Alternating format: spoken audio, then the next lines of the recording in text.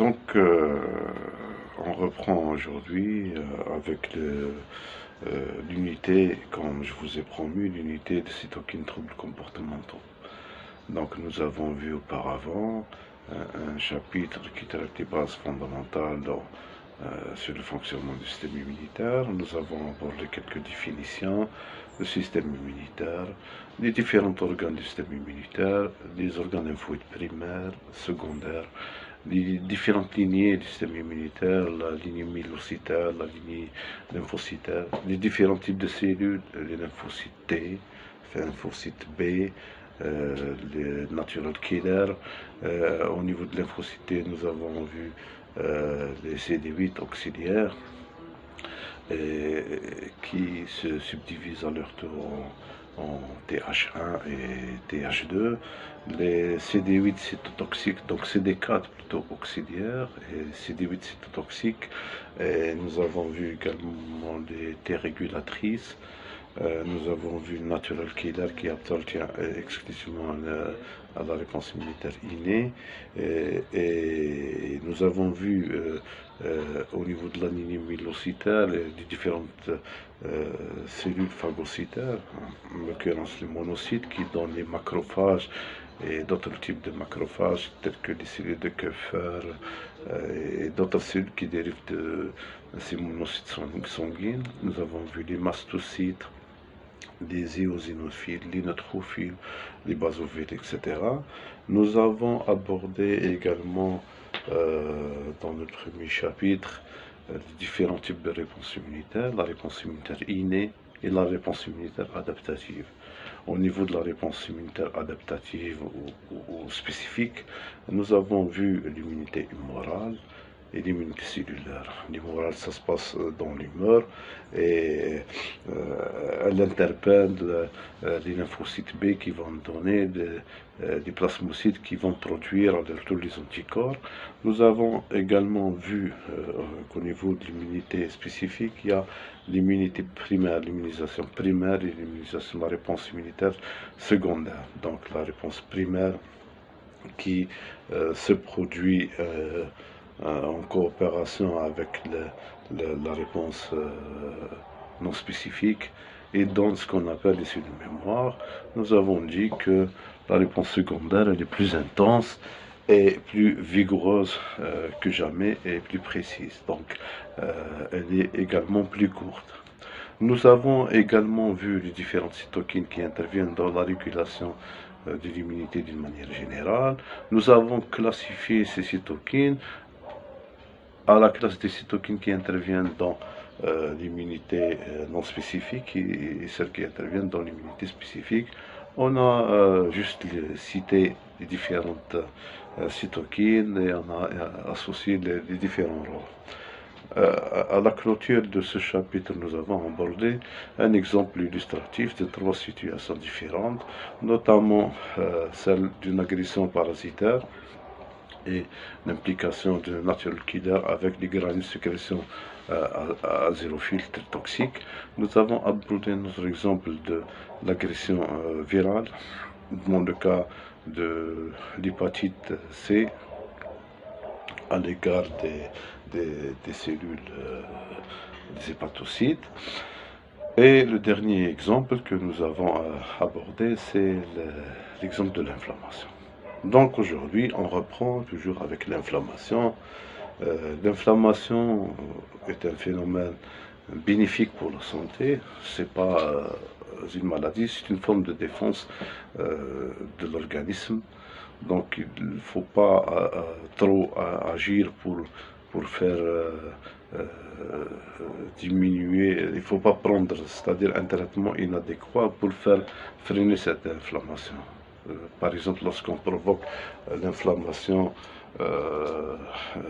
des muscles suite à une séance de sport très intense, donc on peut pas, on doit laisser agir l'organisme et faire réparer les fibres, notamment les fibres musculaires. Donc l'exemple le mieux illustré dans la bibliographie pour pouvoir comprendre le phénomène de l'inflammation est la lésion. L'exemple, c'est un exemple très répandu.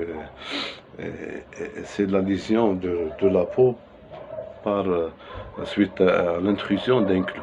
Donc dans la peau, qu'est-ce qui se passe? Donc nous avons tout d'abord abordé les différents acteurs qui interviennent. La majorité, c'est des acteurs qui interviennent dans l'immunité innée, puisque nous avons dit que c'est la première ligne de défense de l'organisme. Donc suite à l'intrusion ou la lésion, donc des microbes vont pouvoir pénétrer à l'intérieur de la cellule. Donc, l'organisme est mis en alerte. Donc, les différents acteurs qui interviennent, on peut citer par exemple les neutrophiles, les granulocytes neutrophiles, les macrophages, les natural killers, les mastocytes, etc. Et chaque type cellulaire produit ses propres messagers chimiques. Donc, pour pouvoir comprendre ce phénomène, je dois souligner d'abord qu'il y a trois niveaux différents. Donc le niveau de la peau qui a été lésé, où plusieurs cellules au niveau de la lésion ont été détériorées. Donc le clou va s'introduire à l'intérieur de la peau. Avant d'aborder la circulation sanguine proprement dite, il y a ce qu'on appelle le milieu, en dessous il y a ce qu'on appelle le milieu interstitiel, et juste en plus en profondeur, il y a le vaisseau sanguin. Donc suite à la lésion de cette peau, les cellules environnantes sécrètent ce qu'on appelle, on l'a appelé l'autre fois, des chimiokines. Des chimiokines, donc le rôle primordial, c'est le chimiotactisme, c'est attirer quelque chose vers le site de l'adhésion. C'est attirer la majorité des cellules immunitaires, notamment les neutrophiles, qui vont opter dans le phénomène de collaboration, qui vont intervenir dans le phénomène de la réaction inflammatoire. Donc, il y a des chimiokines qui sont sécrétées. Ces chimiokines vont attirer des cellules et d'autres produits qui vont avec. Il y a les mastocytes qui vont sécréter des histamines, des molécules. Des fois, on prend les histamines dans le cas des allergies, on agit par des antihistaminiques. Donc, ces histamines vont agir pour provoquer, entre autres, la dilatation du vaisseau. La dilatation du vaisseau sanguin va faciliter en quelque sorte l'extravasation de la cellule et l'afflux du sang avec tout ce qui comporte comme molécules bénéfiques pour mieux mener ce phénomène inflammatoire, et l'extravasation, la diapédèse des neutrophiles par exemple.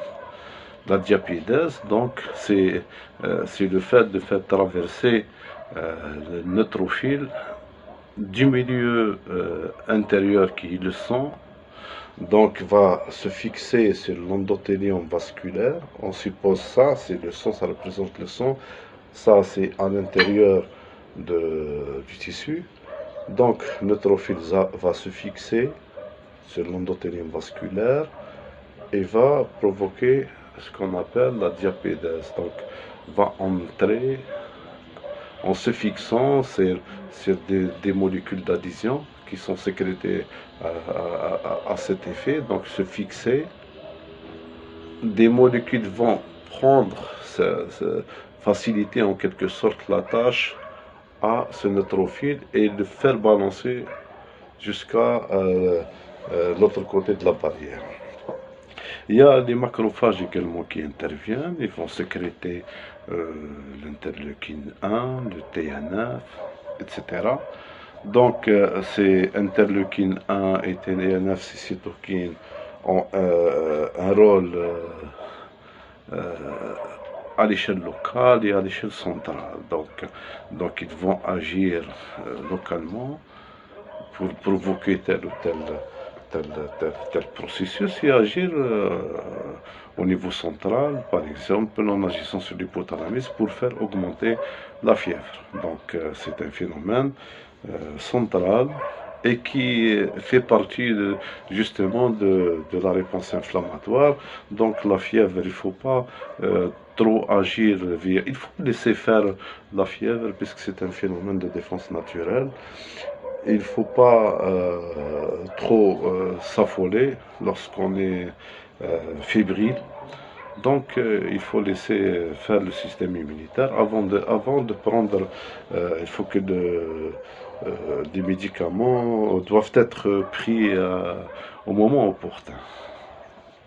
Donc nous avons dit qu'il y a une composante locale de la réponse inflammatoire, il y a une composante locale, et il y a une composante centrale, une composante locale, une composante centrale. Donc composante locale, c'est la sécrétion des chimiokines, des cytokines, etc., de l'histamine qui va provoquer en quelque sorte la vasodilatation, etc.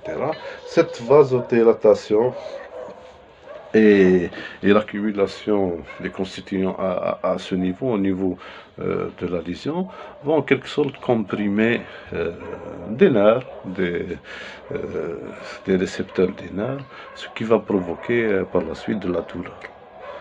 Donc à partir de là, on peut déduire que les signes cardinaux de l'inflammation sont la rougeur, suite à l'attraction de plusieurs composants, entre autres le sang. Donc il y a un afflux très important du sang au niveau de la lésion. Il y a la rougeur, la chaleur, la douleur suite à la compression des nerfs, donc, et la fièvre. Donc c'est les signes cardinaux de l'inflammation qui sont en quelque sorte communs dans toutes les situations inflammatoires. Donc on peut obtenir l'inflammation, par exemple, suite à un exercice physique intense. On peut l'obtenir suite à une lésion de la peau, donc l'intrusion. Et on peut également l'obtenir expérimentalement, par exemple chez les animaux. On peut provoquer des modèles d'inflammation en faisant injecter des endotoxines telles que l'hypopolysaccharide, LPS, ou bien l'adjuvant complet de frein ou d'autres molécules qui sont susceptibles de provoquer cette inflammation. Ce qu'on peut retenir de cette séance, c'est qu'on va voir par la suite ces manifestations de l'inflammation qui se manifestent par la rougeur, etc.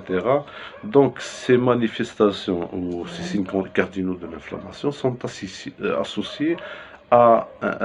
il y a une autre composante qu'on appelle la composante comportementale. Comportementale, par exemple, la lassitude, la répercussion sur le sommeil, la répercussion sur l'activité d'une manière générale du sujet ayant subi l'inflammation, et ces comportements qu'on appelle en anglais sickness behavior. Donc vous allez rencontrer dans plusieurs articles cette terminologie ou ces titres en anglais qui est sickness behavior, sick, I'm sick, je suis malade, sickness behavior, qui sont en rapport, c'est des comportements similaires aux états dépressifs. C'est pour ça que nous allons étudier les cytokines qui interpellent, donc sécrétées au cours de l'inflammation, les cytokines et les troubles comportementaux, tels que par exemple la dépression. Donc on va voir les sickness behavior. Pourquoi ces sickness behavior? Parce avant de provoquer, expérimentalement, avant de provoquer l'inflammation, on a fait dans le cadre d'une expérience un pré-traitement par les antidépresseurs. Ce pré-traitement a fait abolir ces signes cardinaux de l'inflammation, ce qui a ouvert le champ à la théorie qu'on appelle la théorie macrophagique et l'implication de ces cytokines dans les troubles comportementaux, dans plusieurs troubles comportementaux, notamment la dépression. Donc la séance prochaine, on va agir plus en profondeur et aborder d'autres aspects encore plus complexes. Donc je vous remercie de votre attention.